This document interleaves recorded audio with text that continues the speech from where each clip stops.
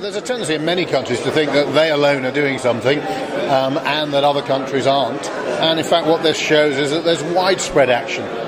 In Brazil, in Mexico, in Korea, in China, Australia, all over the world, people are recognizing that there is a risk around this agenda. There's still uncertainties, but there's a high level of risk. What can we do? It's proportionate, sensible, most best evidenced to tackle this, reduce our emissions, and find a way of ensuring that we minimise the chances of a catastrophic increase in global temperatures. That's what we're about,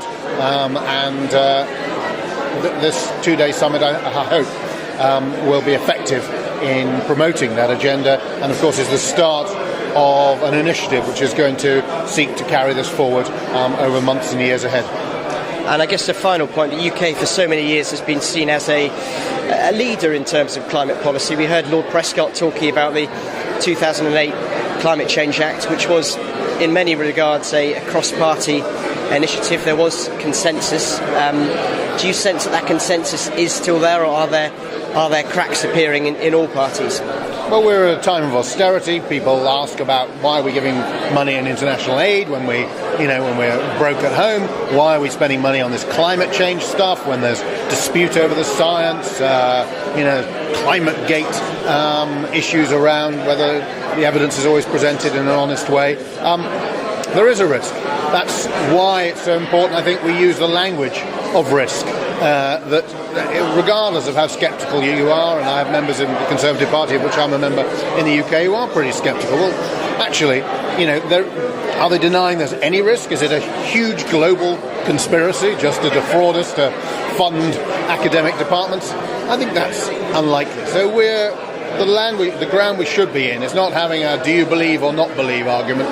How do we respond to this risk in the most effective way possible that unites countries and peoples as effectively as possible? Because one thing is for sure, acting on your own is not going to do it. Not acting on the basis you've got to wait for others isn't going to do it. We've got to find a way of acting proportionately, sensibly, and globally. If we can do that, we can mitigate the risks, move forward as one, and see a lot of upside benefits as well, because there are costs, and we shouldn't deny that.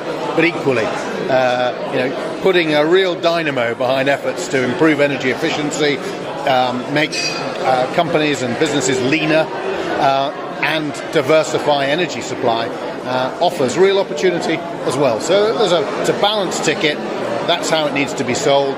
We don't need to split us into sheep and goats as to who believes and who doesn't. We should all be on the same page, trying to minimise the downside risks and maximise the upside.